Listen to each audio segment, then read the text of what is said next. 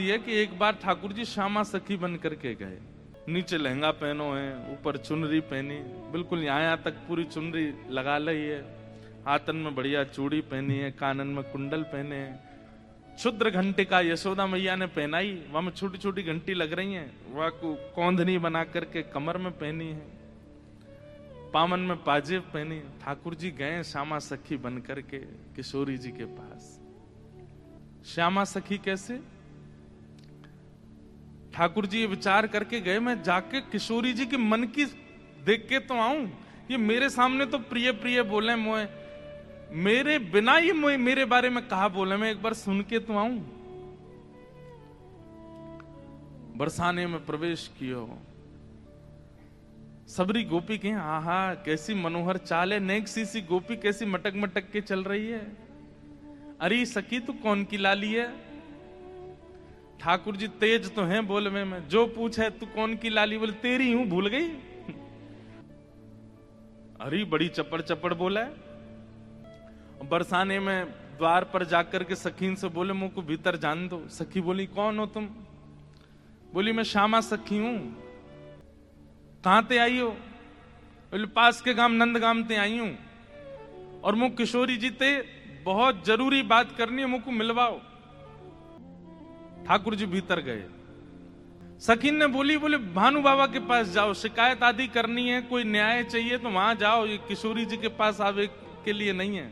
बोले नहीं, हम तो किशोरी जी से ही बात करेंगी, ऐसी बात है कि मैं वृषभानु जी से ना कह सकूं। सखीन ने जाकर के भीतर किशोरी जी से कही, हे लाड़ लीजो, बाहर एक गोपी ठाड़ी है और यूं कह रही है कि वह को आपसे ही बात करनी है और आपसे बात करके कछु न्याय करानो है। किशोरी जी बोली अच्छा बुलाओ भीतर। आहा ठाकुर जी बढ़िया चुनरी पहन करके, ये गजगामिनी सी चाल, एक तो चाल ही ठाकुर जी की टेढ़ी मेढ़ी, ऊपर से सखी बन करके और ज्यादा बनावटी चल रहे हैं, तो इतने प्यारे लग रहे हैं। किशोरी जी सिंहासन पर विराज रही हैं और श्याम सुंदर भीतर आ रहे हैं। सब लोग ध्यान से सुनियो। जैसे ही द्वार से भीतर आनो भयो, किशोरी जी तो कहें अरे सखी या की चाल तो देख कितनी बढ़िया है। ललिता विशाखा बोली हाँ चाल तो बढ़िया है। अरे देखियो या की कमर कैसी सुंदर लग रही है। ललिता विशाखा बोली श्री जी आपको पहली बार कोई सखी पर मोहित रहते हुए देखो हमने।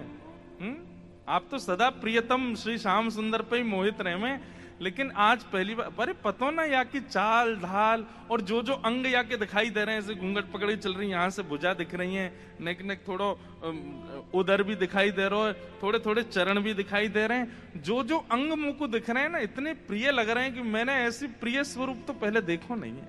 और किशोरी जी कहने ललिता तू मेरी एक बात सुन। बोल कहा ये जो भी बात करे वो सुन लेंगे, फिर वाक्य बाद याकू अपने सखी समाज में ले लियो। मुख बड़ी भारी है, अभी याकू मुख नहीं दिखो, मुख मैं तभी यहाँ पे मोहित है गई हूं। विशाखा जी बोली नहीं रुक जाओ, आन तो दो, बात तो हुन दो। किशोरी जी आज जैसे ठाकुर जी को देख के हो जाती है वैसी हो गई है एक सखी को देख। स्वयं पर भरोसा नहीं हो रहा है किशोरी जी को कि मैं ऐसी क्यों है रही हूं।